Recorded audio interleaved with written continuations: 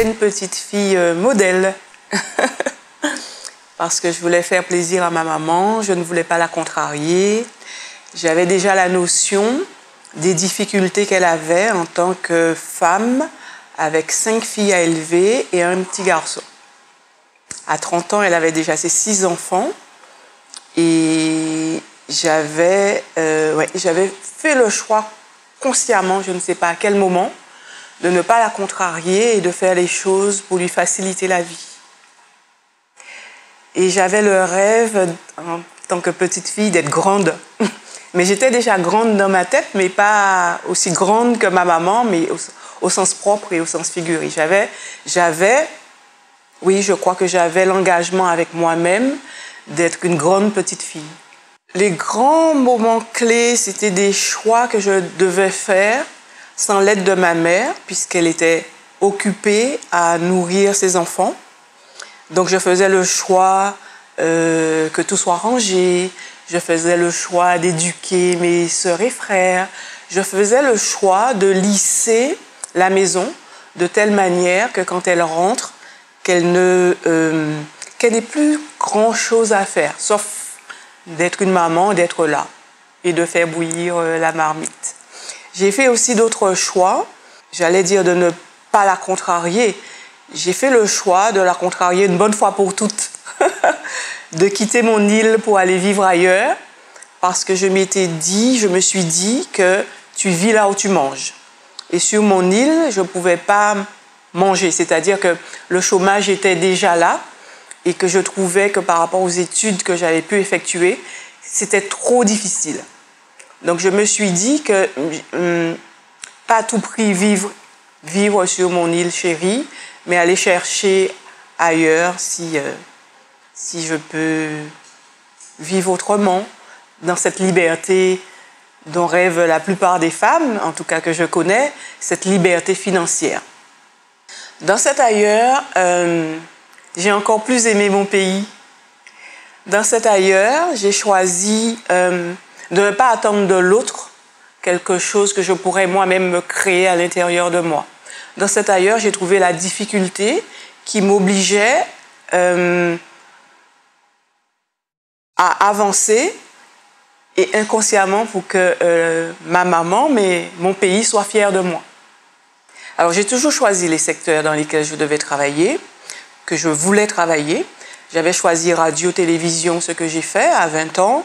J'avais choisi une banque. J'ai travaillé pour une multinationale pendant une quinzaine d'années. J'ai quitté la multinationale pour faire une formation qui m'a obligée à travailler dans une banque. J'avais choisi aussi un troisième secteur, l'aérien. Et aujourd'hui, je suis coach pour personnalités publiques et politiques. J'ai toujours été coach. Je suis l'aînée de 6 enfants et je les ai coachés. Je suis ma coach. Et j'ai été aussi la coach de ma maman parce qu'elle était très proche de moi. Elle me posait des questions et avec mon langage de petite fille, je lui répondais. Je l'entendais dire des années après, pour telle chose, elle m'a donné telle solution. Et un jour, je me suis dit, pourquoi ne pas me certifier dans ce que je sais le plus faire et que j'aime faire? Parce qu'on ne nous apprend pas à aller vers ce qu'on aime faire. On nous apprend, en tout cas, on nous a appris, tu seras fonctionnaire un jour. Et moi, je dis, tu seras entreprenante dans le sens propre du terme. Et donc, quand j'ai quitté mon entreprise, ma mère m'a dit, on ne quitte pas une entreprise comme celle-là. Et j'ai dit, si. Et 30 ans après, je suis revenue en Guadeloupe et j'ai décidé d'être dans l'accompagnement. Et j'ai quelqu'un qui m'a vu sur les réseaux sociaux, qui est devenu un mentor et qui m'a dit, vous allez créer une rencontre de femmes. Et j'ai créé cette rencontre de femmes, les Meet-up et l'entrepreneur de Guadeloupe. Et je me suis retrouvée avec des femmes qui étaient dans l'isolement. Et je ne pensais pas que dans mon pays, on pouvait être isolé sur une île. Et elles sont en précarité entrepreneuriale. Parce que les personnes qui devraient être côte à côte avec elles sont tellement éloignées dans leurs bureaux, dans les structures, dans les méandres administratifs. Donc là, je me sens autrement, c'est-à-dire dans une transmission, 100 000 entrepreneurs le font très bien, dans une transmission, apprendre aux jeunes femmes, aux jeunes hommes qu'on peut créer ce que l'on veut. Et ça part du désir intérieur. Si on aime pêcher, mais qu'on soit pêcheur. On ne verra pas passer la journée. Quand on fait ce qu'on aime, on ne voit pas passer la journée, les journées. Et ça nous nourrit. Ce n'est pas qu'une question d'argent, c'est une question de « je suis bien dans ce que je fais et ça me nourrit, ça me nourrit ». Alors j'ai un vocabulaire spécial, je ne parle pas de difficulté, je parle de challenge.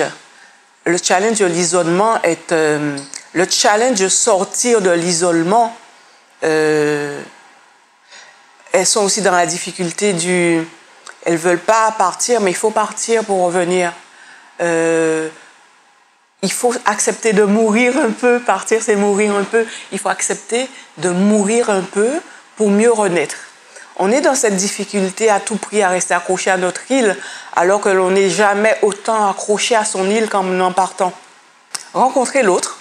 Mes coachings, depuis plus de 3 ans, j'ai décidé de ne plus les faire dans un bureau, dans un canapé.